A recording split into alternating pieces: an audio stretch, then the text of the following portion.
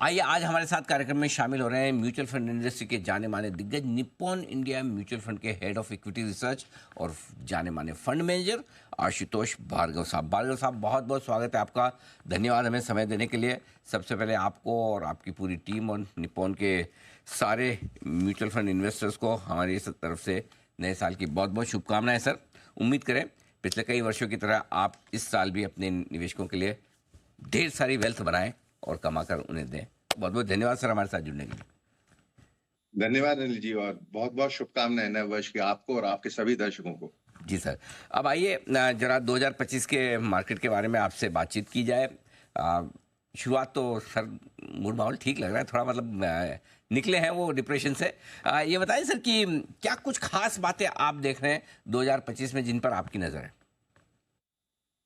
देखिए अनिल जी, 25 की बात करने पर पहले थोड़ा सा 24 पर नजर डालनी होगी कि डिस्पाइट इतने सारे events, elections, global uncertainties, economic slowdown, हमारे बाजार का जो एंड परिणाम निकला, ब्रॉड बेस्ड जो रिटर्न बने हैं वो काबिले तारीफ हैं। ये हमारे डोमेस्टिक फ्लोस की स्ट्रेंथ को दर्शाता है। और इस साल जो हम अभी देख रहे हैं 2025 में, चूंकि मार्केट ऑलरेडी अच्छा रिटर्न पिछले 2 सालों से दे रहा है और अर्निंग ग्रोथ एक्सपेक्टेशन हमारे हिसाब से लो टीन्स में, मतलब 12 से 15% का एक अर्निंग ग्रोथ का हमारा जो अनुमान है, जहां हमारे वैल्यूएशन खड़े हैं खास करके मिड एंड स्मॉल कैप्स में, हमें ऐसा लगता है कि बाजार का जो रिटर्न एक्सपेक्टेशन है 2025 का, 2024 और 2023 की तुलना में वो एक्सपेक्टेशन कम होना चाहिए। इसका मतलब ये नहीं है कि 25 एक अच्छा साल नहीं होगा। हमें ऐसा लगता है कि मैक्रो के दृष्टिकोण से और अर्निंग के दृष्टिकोण से अगले 12 महीने अच्छे रहेंगे।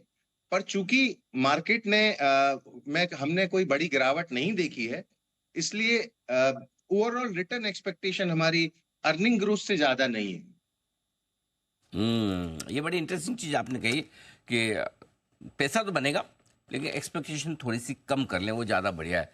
क्या खास बड़े तेजी के ट्रिगर रहेंगे 2025 में अगर तेजी बनेगी तो? देखिए, वैश्विक दृष्टिकोण से पिछले एक साल में हमने बहुत बड़ा एक एफआईआई आउटफ्लो देखा है।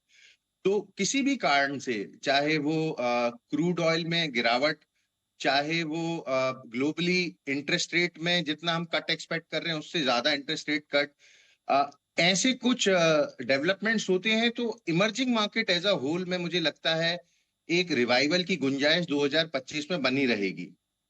उसके बियॉन्ड लोकली मुझे लगता है कि एक जो कंजम्पशन है, जिसमें हम पिछले 12-15 महीने से काफी गिरावट देख रहे थे, मुझे लगता है अब वहां पे थोड़ा उछाल आने की संभावना है, वहां रिकवरी आने की संभावना है। तो मुझे लगता है डोमेस्टिक डिमांड में जीडीपी के दृष्टिकोण से 6.5-7% का ग्रोथ रियल टर्म्स में मुझे लगता है। और मुझे लगता है अगर वो ग्रोथ आती है और 2025 में अर्निंग्स में डिसअपॉइंटमेंट अगर नहीं आता है, 12 से 15% अर्निंग्स ग्रोथ आती है, तो मेरे को लगता है कि कोई बड़े ट्रिगर की जरूरत नहीं है। थोड़ा सा अगर एफआई फ्लो कम होता है, करंट अकाउंट में थोड़ी ऑयल के गिरने से अगर स्टेबिलिटी आती है, तो मार्केट में एक अच्छा रिटर्न हमको मिलना चाहिए। एक बड़े ट्रिगर से ज्यादा एक स्थायित्व की, एक स्टेबिलिटी की मार्केट को अभी जरूरत है। बिल्कुल ठीक बात है।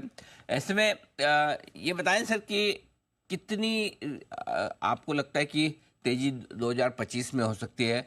क्या एक्सपेक्टेशन रखी जाए लार्ज कैप से, मिड और स्मॉल कैप शेयरों से? देखिए अनिल जी, अच्छे रिस्क रिवॉर्ड तीनों साइज कैटेगरी में है, पर ये मैं दर्शाना चाहूंगा कि मिड कैप में वैल्यूएशन अपेक्षा से कहीं ज्यादा है। उसके सामने लार्ज कैप और स्मॉल कैप में रिस्क रिवॉर्ड थोड़ा बेहतर दिख रहा है। जिन थीम्स की अगर हम बात करें, उन थीम्स में हमें बैंकिंग काफी अच्छा लग रहा है 2025 के लिए। ये एक ऐसा सेक्टर है जहां पे अर्निंग्स ग्रोथ पिछले 2 साल में मार्केट से कम थी। अगले 12 से 24 महीने में इसका अर्निंग ग्रोथ मार्केट से के लगभग बराबर ही रहने वाला है और वैल्यूएशन मार्केट से काफी सस्ते हैं। तो बैंकिंग एज अ होल मुझे लगता है मार्केट को स्टेबिलिटी प्रोवाइड करेगा।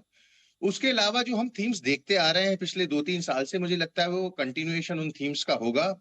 जैसे कि power as a broad theme, premiumisation as a broad theme, ये मुझे लगता है ये चुनिंदा थीम चलती रहेंगी। मोस्ट इम्पोर्टेंटली ये एक बॉटम अप मार्केट जैसा प्रतीत होता है, जहां पे बड़े रिटर्न नहीं बनेंगे, बड़ी थीम्स पे फोकस करने की बजाय थोड़ी मेहनत करनी पड़ेगी 2025 में। बॉटम अप रिस्क रिवॉर्ड आपको ढूंढने पड़ेंगे, और ये एक्टिव फंड मैनेजमेंट के लिए बहुत अच्छा समय है।